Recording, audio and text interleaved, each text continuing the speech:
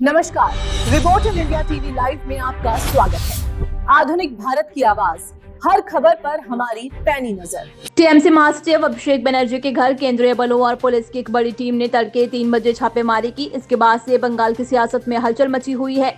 TMC का आरोप है कि पुलिस टीम जबरन अभिषेक बनर्जी के घर घुसी। छापेमारी की खबर सुनकर ममता बनर्जी भी तुरंत मौके पर पहुंची। पश्चिम बंगाल की राजनीति में तृणमूल कांग्रेस के भविष्य को लेकर अनिश्चितता बढ़ गई है। पार्टी के भीतर नेतृत्व, उत्तराधिकार और संगठनात्मक दिशा को लेकर उठ रहे सवालों ने राजनीतिक चर्चाओं को तेज कर दिया है। वरिष्ठ नेताओं और असंतुष्ट गुटों की सक्रियता से आंतरिक मतभेद खुलकर सामने आने लगे हैं।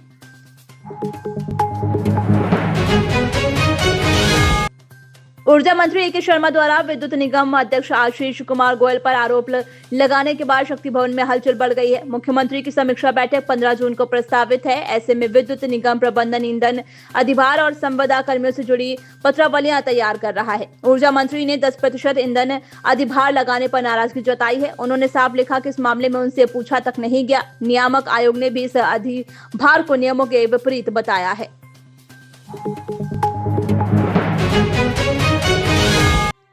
देहरादून स्थित भारतीय सैन्य अकादमी में शनिवार को आयोजित पासिंग आउट परेड ऐतिहासिक बन गई। राष्ट्रपति द्रौपदी मुर्मू की मौजूदगी में 198वीं भव्य पासिंग आउट परेड संपन्न हुई। इसमें कुल 515 जेंटलमैन कैंडिडेट्स अंतिम पग पार कर भारतीय सेना और मित्र देशों की सेनाओं का अभिन्न अंग बन गए हैं। इनमें से 481 भारतीय कैंडिडेट और 16 मित्र देशों के 34 कैंडिडेट शामिल रहे। खास बात यह रही कि पहली बार 9 महिला सैन्य अफसरों को IMA से कमीशन मिला और वे भारतीय सेना में शामिल हुई।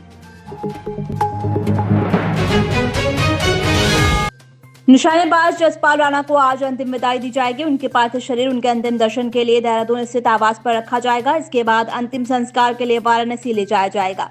अंतर्राष्ट्रीय निशानेबाज में देश का नाम रोशन करने वाले जसपाल राणा 50 वर्षीय के आकस्मिक निधन पर उनके पैतृक गांव टिटोर नैनबाग चिलामू सहित पूरे क्षेत्र में शोक की लहर छा गई है।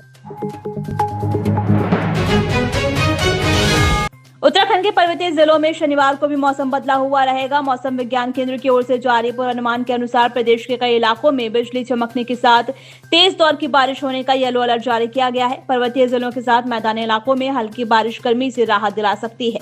आने वाले दिनों की बात करें तो 18 जून तक प्रदेश भर में मौसम का मिजाज बदला हुआ रहेगा।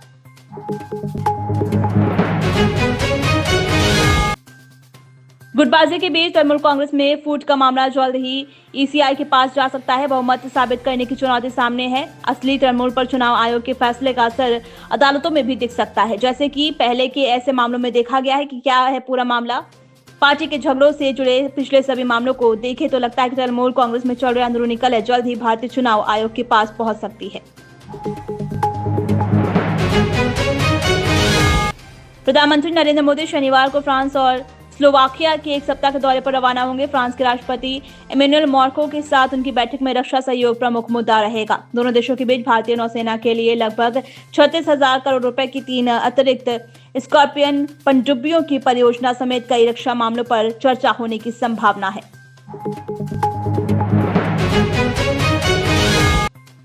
भारत के 3 नाविकों की मौत का मामला उठाते ही विदेश मंत्री एस जयशंकर ने अमेरिकी विदेश मंत्री मार्को रूबियो से बात की और खाड़ी में अमेरिकी नौसेना के हमलों पर कड़ा विरोध जताया। रूबियो के साथ अपनी बातचीत के बारे में एक्स पर एक पोस्ट में जानकारी देते हुए जयशंकर ने लिखा कि कमर्शियल शिपिंग के खिलाफ इस तरह की जानलेवा कार्रवाई सही नहीं है।